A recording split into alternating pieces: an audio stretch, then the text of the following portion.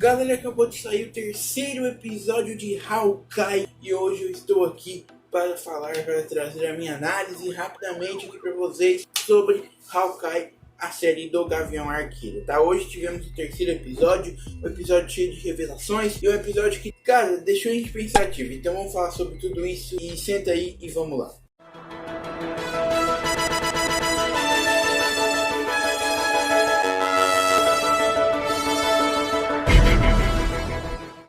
Salve, salve, eu sou o Caio Mendes, sejam bem-vindos ao meu canal e vocês aqui para mais um vídeo. Hoje mais um vídeo sobre Gavião Arqueiro, Hawkeye, a série do Gavião Arqueiro, que estreou o terceiro episódio agora de manhã. Eu tô gravando aqui de manhã, então notem a minha cara de sono, né? Acabei de acordar, só acordei, assisti o episódio e tô gravando para vocês, então me desculpem tá esse visual aqui, mas compromisso aqui com vocês trazer o vídeo, né? Então estamos aqui gravando. Bom, o que eu tenho para falar sobre o terceiro episódio de Hawkeye é que foi um episódio cheio de revelações e eu peguei uma referência que talvez pode ser mostrado, talvez no próximo episódio pode ser revelado em um pós-crédito, uma pessoa muito importante por trás da Echo na série, tá? Mas antes tem que, né, relembrar o primeiro e o segundo episódio, que não foram muita coisa, foi só uma introdução básica, mas o segundo episódio mostrou e apresentou de vez a Echo pra gente, a filha do Rei do Crime nos quadrinhos. E esse episódio de agora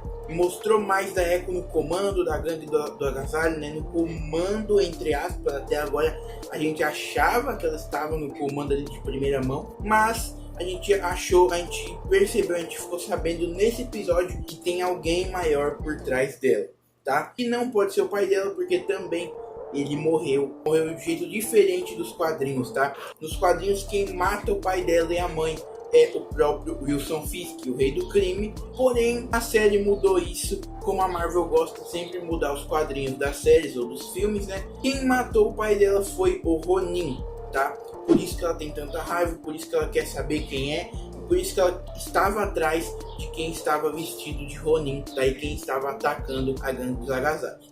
Um ponto bom de pontuar aqui, que mostrou um pouco da infância da Echo. O episódio começa mostrando um pouco da infância da Echo e eu achei muito da hora ver como uma criança com deficiência auditiva se comportava na sala de aula, tipo, não conseguindo entender muitas vezes o que a pessoa estava falando, porque ela não conseguia ouvir, tenta se comunicar por sinais. E beleza, em casa com seu pai conseguiria se comunicar facilmente, a gente viu a comunicação entre eles dois, né? Mas na escola a gente viu como que ela era, como que ela estava se desenvolvendo, a gente viu ela criança e, pô, isso daí foi da hora demais. Teve uma parte que ela tava lutando judô, se não me engano, foi karatê, eu não sei, que o pai dela fala que o tio dela iria levar ela depois pra escola, né, não sei o que. E aparece alguém com um terno preto e bota a mão no rosto dela, como se fosse, né, pelo que parece, pelo que tudo indicava, seria o tio dela. E, bom, pelo que parece muito, né, eu não vou confirmar nada, mas terno preto, alguém que está contado para aparecer, que usa terno preto, pode entrar na série como tio da Echo, é o Wilson Fisk. Rei do Crime de Vicente D'Onofrio pode estar de volta e a gente nem percebeu ele nesse episódio, tá? Ele pode muito bem ser o tio da Echo nessa série.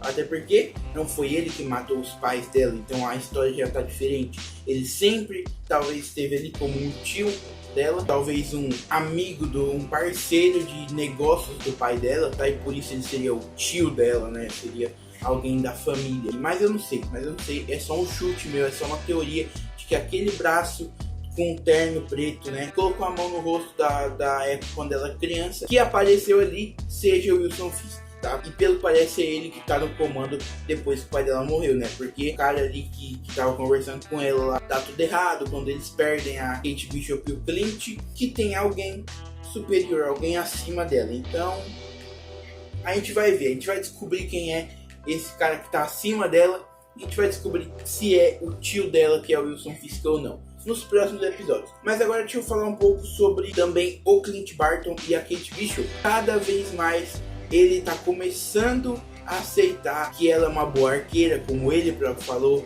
tá? Ele tá começando a aceitar que ela é uma pessoa, né, apegadíssima emocionalmente com ele, tá? Ela gosta dele desde quando ele salvou a vida dela quando ela era criança, então ela já é fã do Clint Barton, do Gavião Arqueiro há muito tempo, mas ele ainda está se acostumando, ele ainda está começando a se apegar e começando a se preocupar com a Kate Bishop. Mas o Clint Barton nessa série, né, em si, ele tem um propósito, não é acabar a gangue do agasalho, não é limpar o nome do Ronin, não é salvar a Kate Bishop, sim passar o Natal com a família. É isso que ele quer fazer, é isso que ele vai fazer nessa série. Então não é uma série que, eu já falei, não é uma série que lida com muitos temas que a gente estava lidando, como multiverso, deuses cósmicos e não sei o que, mas é uma série mais pé no chão, é uma série engraçada, é uma série que te entretém. E é uma série normal, cara. É uma série que, cara, você consegue se conectar com os personagens porque são problemas reais, são problemas da vida real. Então, é uma série bem legal, uma série que eu tô gostando bastante de assistir. E eu quero muito ver os próximos 3 episódios, que são os últimos, né? Essa série tem 6 episódios. Bom, mas agora falei um pouco da minha opinião, deixei a minha análise, eu quero saber a opinião de vocês. Comentem aí embaixo o que vocês acham. Comentem o que vocês acharam do 3º episódio, o que vocês estão achando da série até aqui. Vamos trocar uma ideia, vou responder todo mundo. Se você tem um contato mais próximo comigo, me segue nas redes sociais, tá aparecendo aqui na tela. O primeiro link da descrição é o nosso Discord, tá? Entra lá e vamos trocar uma ideia. Mas é isso, muito obrigado por me acompanhar até aqui. Valeu, falou e até a próxima, rapaziada. Fui!